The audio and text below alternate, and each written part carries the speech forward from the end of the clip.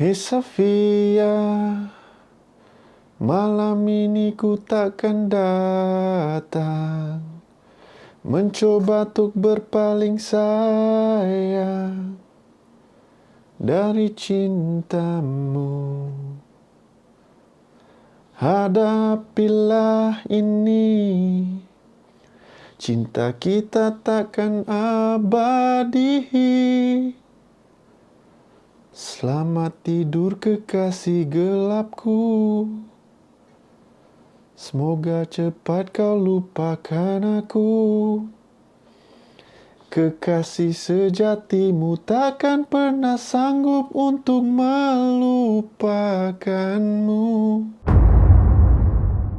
Assalamualaikum guys, nama aku Shadows and welcome back to my channel di mana aku berkongsikan dengan korang kisah-kisah paranormal, misteri dan juga jenayah yang pernah berlaku di dunia kita ini. Alright, so macam tadi korang semua disambut oleh nyanyian aku yang telah membunuh hampir 30 ekor katak di luar sana tu dengan suara yang agak menakutkan yang sesilap boleh banjir kilat. Tak ada gurau. So, lagu Safia yang korang dengar pada awal video tadi. So lagu tu, alamak, tipulah mana-mana antara korang ni semua tak tahu lagu tu kan. Itu antara lagu-lagu yang paling top lah, orang cakap paling famous. Kalau tak nyanyi kat karaoke, tak sah dah. So, kisah pada hari ni yang aku nak kongsikan dengan korang, aku rasa mungkin ada kemungkinan ramai antara korang yang tahu pasal sejarah lagu ni dan ada juga yang tak tahu lagi pasal sejarah lagu Safia ni. Mungkin ada yang tahu, mungkin ada yang tak tahu. Tapi aku nak kongsikan sebab baru-baru ni aku keluar dengan member aku waktu malam yang tengah drive tu, dan tiba-tiba lagu ni terkeluarlah dekat radio. And aku pun nyanyilah sekali kan. Dan tiba-tiba member aku cakap, kau patut cover konten ni. Dia cakap, konten apa? Safia. Oh, yang pasal misteri lagu Safia. So aku pun rasa macam aku nak kongsikan misteri lagu Safia ni kepada viewers aku, subscribers aku semua. So, tanpa membuang masa, jom kita ke kisah hari ini. Let's go.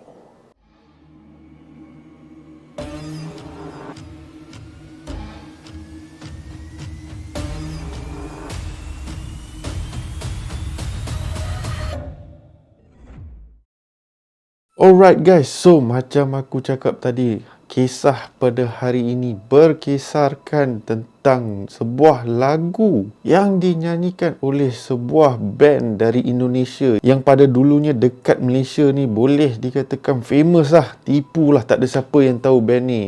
Band ni dinamakan Sheila on 7 ataupun SO7, mana-mana ikut korang lah. So Sheila on 7 ni aku ingat lagi time tu aku zaman sekolah, memang dorang ni band yang top, tipu lah, tak ada orang yang tahu. Diorang ni pun banyak juga lagu-lagu yang popular pada zaman tu. Antaranya Melompat Lebih Tinggi, Sebeberapa Pantas, and lagu slow Berhenti Berharap. And macam aku cakap tadi, macam lagu yang aku nyanyikan awal video tadi, Safia. So, and adalah banyak lagi video-video, music dorang yang agak famous. Tapi aku just nak namakan beberapa lagu dorang yang aku selalu dengar lah, kerap dengar, okay? So, macam aku cakap tadi, antara lagu yang selalu didendangkan ataupun dinyanyikan ketika karaoke ke, lepak-lepak ke, main gitar ke apa, adalah lagu Safia. So, lagu Safia ni boleh dikatakan macam lagu hantu lah. Okay, bukan hantu dari segi apa kan, tapi dia macam jadi lebih kepada ketagih nak nyanyi lagu tu kan. Sebab lagu dia pun slow, steady, tak susah nak nyanyi, gitar chords dia pun senang. So macam itulah sedikit sebanyak pasal lagu, kenapa lagu ni antara yang boleh dikatakan famous pada zaman dahulu. Even pada zaman sekarang pun boleh dikatakan famous lagi lah, okay, lagu Safia ni. Tapi lagu Safia ni famous, tapi korang tahu tak misteri misteri di sebalik lirik latar belakang lagu tersebut lah, okay, origin lagu tersebut, lagu Safia ni. So dia mempunyai kisah yang boleh dikatakan seram, sedih, menyayat hati. 3 sekali vibe, one shot sekaligus, bukan sembarangan. Okay, selalunya kalau kau dengar pasal kisah macam seram pasal hantu ni, memang hardcore seram lah. Okay, banyak lagu-lagu dekat luar sana yang memang literally memang seram gila lah. Tapi lagu Sofia ni dia adalah history, sejarah dia berkenaan lagu ni. So kalau ikutkan pada lirik lagu ni, dia mencerita macam kisah cinta-cinta yang betul lah, tapi lebih kepada jenis yang pasangan yang tak boleh move on. So macam dalam lagu ni kita boleh dengar ibarat macam pasangan perempuan, pasangan kekasih dia iaitu yang perempuan tu macam tak boleh nak move on kan. Asyik nak still nak pada lelaki ni walaupun lelaki ni dah ada pasangan dia sendiri. Gitu. Tapi di sebaliknya it's more darker than that lah. Orang cakap dia lebih seram daripada apa yang diceritakan. Kisah ni dikongsikan oleh seorang mamat dekat Twitter, di mana dia kongsilah sedikit sebanyak kisah berkenaan lagu Sofia ni. So berdasarkan atas akaun Twitter seorang lelaki bernama Hello Lukman. Hello Lukman, dia menceritakan kisah-kisah apa yang berlaku di sebalik lagu tersebut. So kisah ni berkisarkan tentang seorang peminat tegar Sheila on 7 di mana dia telah meninggal akibat kemalangan dalam perjalanan dia ke salah satu konsert Sheila on 7. So kisah dia bermula pada suatu hari. Pada suatu hari, semuanya bermula daripada salah seorang daripada band member Sheila on 7 ni yang bernama Eros, di mana dia menerima satu panggilan yang dia tak kenal. So memang dia tak kenal siapa yang call dia. Dia terus angkat, jawab and then hello, macam tu. Dan orang yang menelefonnya memperkenalkan diri dia sebagai Sofia. So Eros pun macam confused lah. Dia pun tanyalah Sofia, mana you dapat nombor I? Macam mana boleh dapat nombor private I? So Sofia berkata yang dia dapat nombor telefon Eros ni melalui salah seorang peminat Sheila on 7 di mana kebetulan mempunyai nombor telefon Eros. So bila dia dapat tahu yang dia dapat nombor telefon tu, dia, tanpa membuang masa lah, Sofia pun terus menelefon Eros. Itu yang dikatakan oleh Sofia kepada Eros time tu. And Sofia kata dia menelefon Eros melalui public phone yang berdekatan dengan rumah Eros. So Eros pun macam, kau guna public phone berdekatan dengan rumah aku, which is actually depan, boleh dikatakan depan rumah dia lah. So Eros pun macam, aku nak kena tengok siapa yang ada dekat public phone tu. So Eros pun berganjak pergi ke tingkap untuk tengok siapa yang sedang menelefon dia dekat public phone tu. Tapi apa yang mengejutkan is that tak ada siapa pun dekat public phone tu. And dia ternampak ganggang telefon tu tergantung dekat situ sahaja. Tak ada siapa yang pakai pun telefon tu. So bila benda tu berlaku, bila Eros dengar balik kat telefon tu, macam dah tak ada apa-apa lah kan. So Eros terfikir macam, ini mungkin boleh jadi satu prank call. Dia sebiji macam video aku yang minggu lepas tu, yang pasal hantu buat call dekat radio station yang disangkakan prank call, which hakikatnya bukan lah. So tapi Eros ni dia lain sikit. Dia nak dapat tahu kat siapa yang call dia ni, siapa Sofia yang sebenarnya. So Eros pun melakukan siasatan. Dia pun nak check siapa Sofia ni sebenarnya, kenapa dia call aku, macam mana dia dapat nombor aku sebenarnya, and macam mana pula tiba-tiba ganggang telefon dekat luar rumah dia tergantung jam tu. So adakah Sofia memang berada di situ time tu, and adakah dia ni mempunyai salah satu stalker yang creepy. So itulah dia start persoalkan banyak benda. So dia cari. So akhirnya Eros pun jumpa alamat Sofia melalui nama yang diberikan, dengan hanya nama Sofia dia. Aku respect lah, seriously. Aku even zaman moden sekarang pun, kalau sekadar nama satu tu untuk cari alamat ke apa, susah dia. Tapi itulah antara salah satu kehebatan zaman dahulu. Walaupun tak ada internet yang cekap, tapi still boleh cari orang. So okay, kembali kepada cerita tadi. So Eros ni dapat tangkap mana alamat rumah Sofia ni. So Eros pun pergi lah ke rumah tu, pergi bagi salam semua, and dia disambut oleh dua pasangan orang tua. And Eros pun masuk and macam biasa salam semua, tanya khabar, everything all.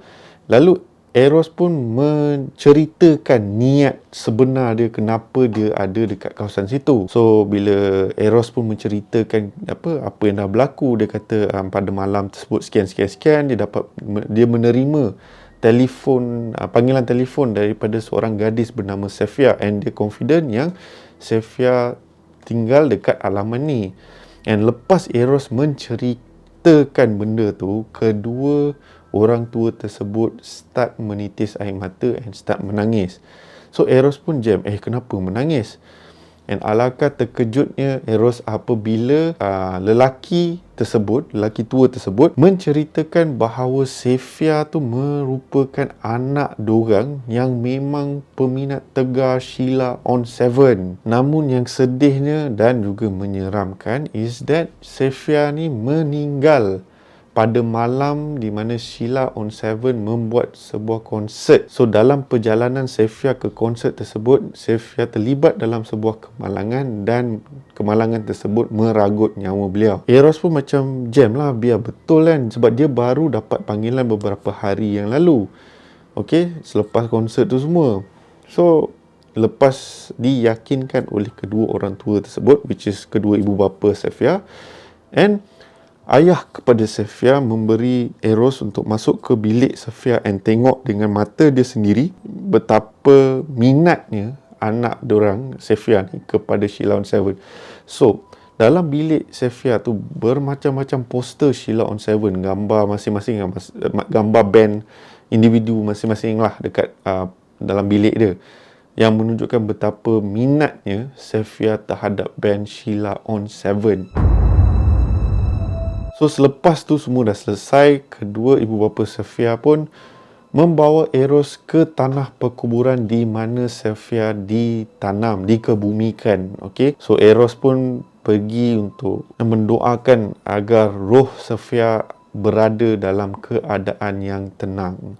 Alright, and lepas insiden tu di mana Eros mendapat idea untuk menulis atau mencipta sebuah lagu yang berjudul Safia, yang ditujukan khas oleh peminat dia yang setia tu. So oleh sebab semua kejadian tu yang dah berlaku, panggilan misteri tu, dan bila pergi ke rumah Safia, diketahui yang Safia telah meninggal, semua benda. So Eros pun mencipta mencipta sebuah lagu yang bertajuk Safia, dituju khas untuk peminat Sheila on 7. So begitulah kisah di sebalik lagu Safia ni. Okay, aku minta maaf kalau sepanjang aku cerita tadi kejap-kejap Safia, sebab ejaan dia Sephia, Safia. So sebab dah terbiasa Sofia lah semua benda tu, kan kita ada banyak nama, ada yang SH lah, macam-macam aku So maafkan aku kalau kejap-kejap Sofia. So in the end lagu ni dia bagi aku bukan dia berhantu dari segi apa pun. Dia lebih kepada misteri dia, kan, siapa yang telefon Eros waktu malam-malam and then menggunakan public phone. Lala public phone tu tak ada orang. Adakah ia satu prank call ataupun adalah salah satu cerita yang saja di-up-upkan untuk bagi nampak macam lagu tu berhantu lah begitu. Okay, so macam kisah pada hari ni aku serahkan kepada korang terpulang sama ada nak percaya benda ni betul-betul terjadi ataupun hanyalah satu gimmick untuk kira memfamouskan lagu ni lah. Okay, ada yang kata lagu ni berhantu, ada yang kata lagu ni adalah lagu biasa je. Ramai orang yang saja nak akan bagi nampak macam lagu ni berhantu. And mengikut kisah yang diceritakan oleh band Sheila on 7 itself, memang itulah sejarah berkenaan dengan lagu tersebut. Okay, betul atau tidak, wallahualam. Okay, alright, so itu sahaja kisah yang aku akan kongsikan dengan korang pada hari ini. Aku harap korang terhibur, and aku harap aku dapatlah berkongsikan sesuatu kira macam sejarah lah sebuah lagu tu. Ada macam-macam lagi sejarah lagu yang berunsurkan seram. Kalau korang nak aku kongsikan lagi macam tu, korang boleh drop komen di bawah, and insyaAllah kalau ada peluang aku akan kongsikan lagi kisah-kisah yang lebih kurang macam ni lah. Okay, yang ada backstory dia yang menyeramkan. Alright, so kepada semua viewers aku, subscribers aku mengucapkan terima kasih kerana sudi memberi peluang support menonton semua video-video aku sampai ke hari ini. And kepada viewers baru aku yang mana masih belum subscribe ke channel aku, korang boleh tekan butang subscribe di bawah. Jangan lupa bell notification supaya mana-mana video aku naikkan korang dapat diberitahu terlebih awal. So, as usual, by the orders of the shadows, take care, stay safe, jaga diri, alright? And sehingga kita berjumpa di episod yang akan datang, konten yang akan datang. Assalamualaikum. Ciao.